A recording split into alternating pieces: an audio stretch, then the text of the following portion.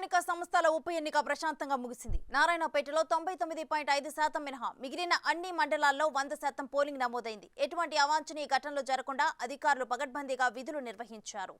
ఇక ఇదే అంశానికి సంబంధించి మరింత సమాచారం మా ప్రతినిధి శంకర్ ఫోన్ లైన్ ద్వారా అందిస్తారు. శంకర్, స్థానిక సంస్థల ఉప ఎన్నిక గురించి డీటెయిల్స్ ఏంటి? రేణుశ్రీ, ఉదయం నుంచి సాయంత్రం వరకు కూడా ప్రశాంతమైనటువంటి వాతావరణంలో మహబూబ్ నగర్ ఎమ్మెల్సీ ఉప ఎన్నిక ప్రశాంతమైన వాతావరణంలో కొనసాగింది.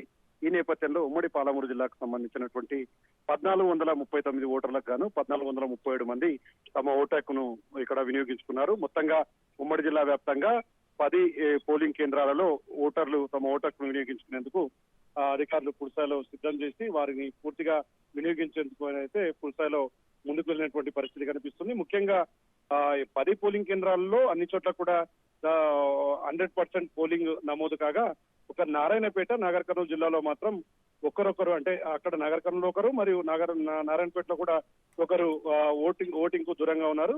ఈ క్రమంలో అక్కడ మినహాయిస్తే మిగతా అన్ని చోట్ల కూడా 100% పోలింగ్ శాతం నమోదైన చెప్పవచ్చు. ఉదయం 8 గంటల నుంచి సాయంత్రం 4 గంటల వరకు జరిగినటువంటి ఈ పోలింగ్ ప్రక్రియలో ఉమ్మడి జిల్లాకు సంబంధించినటువంటి జెడ్పీటీసీలు, ఎంపీటీసీలు, ఎక్సెప్టివ్ ఓటర్లుగా ఉన్నటువంటి ఎమ్మెల్యేలు, అదే విధంగా ఎంపీలు, వీళ్ళంతా కూడా తమ ఓటు హక్కును వినియోగించుకున్నారు. ఈ క్రమంలోనే కొడంగల్ నియోజకవర్గానికి సంబంధించి సీఎం రేవంత్ రెడ్డి తన ఎక్సెప్టివ్ ఓటును కొడంగల్ పోలింగ్ కేంద్రం దగ్గర కూడా తన ఓటును వినియోగించుకున్నటువంటి పరిస్థితి కనిపిస్తుంది. మొత్తంగా సింహభాగమైనటువంటి ఓటర్లు తమ వైపు ఉన్నందున తామే విజయం సాధిస్తామని చెప్పి కూడా బీఆర్ఎస్ పార్టీకి సంబంధించినటువంటి అభ్యర్థి నవీన్ కుమార్ రెడ్డి ఉండగా, దీంతో పాటు క్రాస్ ఓటింగ్ బాగా జరిగింది. క్రాస్ ఓటింగ్ ద్వారా అందరూ కూడా కాంగ్రెస్ వైపు మొగ్గు చూపారు. కాబట్టి కాంగ్రెస్ ఖచ్చితంగా విజయం సాధిస్తుందని చెప్పి కూడా కాంగ్రెస్ అభ్యర్థిగా ఉన్నటువంటి మన్ని జీవన్ రెడ్డి పూర్తి స్థాయిలో ధీమాను వ్యక్తం చేస్తున్నటువంటి పరిస్థితి కనిపిస్తుంది. ఏదేమైనప్పటికీ ఉదయం నుంచి కూడా పోలీసుల బందోబస్తు కావచ్చు, సీసీ కెమెరాల పర్యవేక్షణ, అదే విధంగా ఎన్నికల నియమాలకి సంబంధించిన సరళిని పూర్తి స్థాయిలో అధికారులు దగ్గరుండి చూస్తూ వచ్చారు. ఈ క్రమంలోనే ఓవరాల్ గా పోలింగ్ అయితే సక్సెస్ఫుల్ గా జరిగిందని చెప్పాలి. అందరూ కూడా తమ ఓటును వినియోగించుకున్నారు.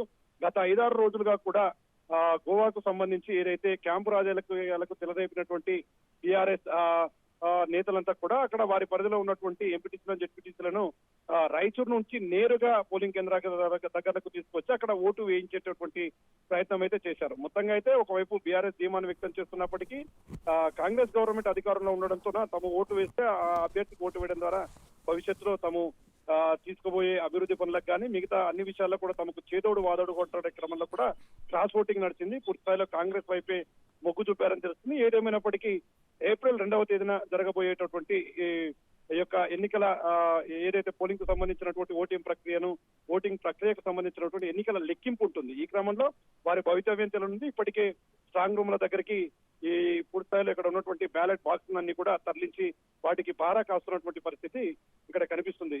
Right, thank you Shankar.